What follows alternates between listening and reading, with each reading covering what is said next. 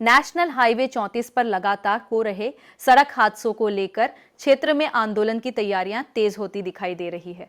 सुमेरपुर में हुई बैठक के बाद मंगलवार को इंगोहटा में भी ग्रामीणों, सामाजिक कार्यकर्ताओं और जनप्रतिनिधियों की बैठक आयोजित की गई। बैठक में हाईवे पर डिवाइडर निर्माण, सड़क चौड़ीकरण और दुर्घटना पीड़ितों के लिए बेहतर चिकित्सा सुविधाओं जैसी मांगों पर चर्चा की गई।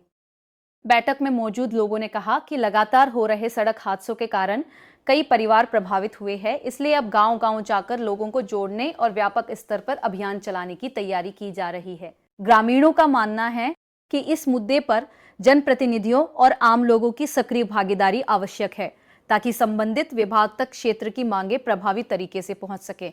हमीरपुर से संवाददाता मुन्ना विश्वकर्मा की रिपोर्ट। इंगोटा गांव में जो NH 34 को लेकर मीटिंग, इस मीटिंग का उद्देश्य क्या था, ये बताएं।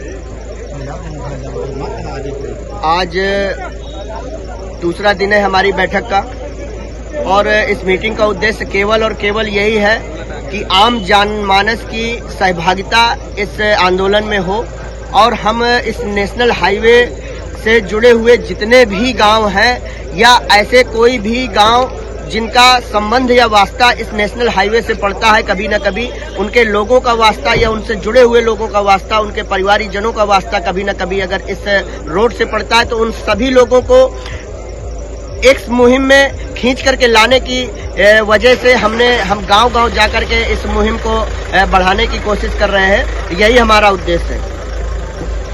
जैसा कि यहाँ देखा जाए, ये मुहिम जोरों शोरों से चलाई जा रही है। आखिरकार यहाँ के राजनेताओं की इस मुहिम में क्या प्रतिक्रिया है?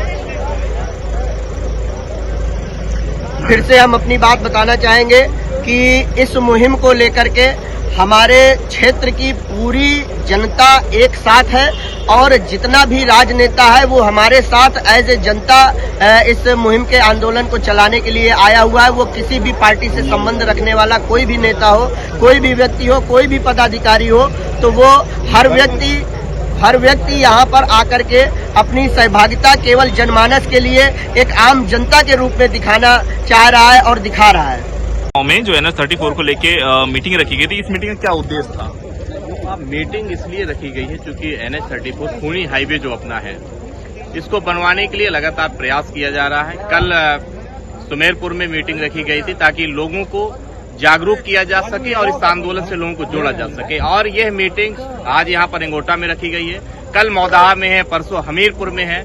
जो भी हमीरपुर जनपद और बुंदेलखंड का जो क्षेत्र है, महोबा जनपद है या कानपुर का कुछ क्षेत्र है, जो भी सबसे ज्यादा पीड़ित है इस NH 34 से, उन सब लोगों को जोड़ने का प्रयास किया जा रहा है, ताकि जो हम कहते हैं कि जो भी राजनीतिक जनप्रतिनिधि हैं उनको भी पता चले कि ये जो मांग है केवल व्यक्तिगत किसी की मांग नहीं, ये जो पीड़ा है हर आम आदमी की पीड़ा है और इस पीड़ा से लोगों को जोड़ने का प्रयास किया जा रहा है। इस मुहिम से अभी तक हमीरपुर के कितने राजनेता जुड़ चुके हैं? लगभग मुझे लगता है यदि नेताओं की बात की जाए तो इस आंदोलन से लगभग जमीनी रूप से सभी लोग जुड़ रहे हैं। इस आंदोलन में पहली चीज तो कोई राजनीति वाला, कोई नेतागिरी वाला कोई काम नहीं है।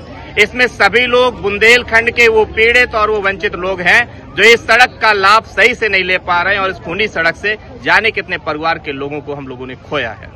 इंगोटा गांव में एक NH 34 की मीटिंग रखी गई थी, इस मीटिंग का क्या उद्देश्य था?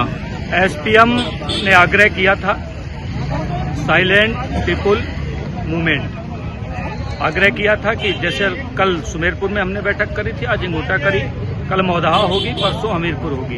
यानी हम निकल पड़े और कारवां बनता गया।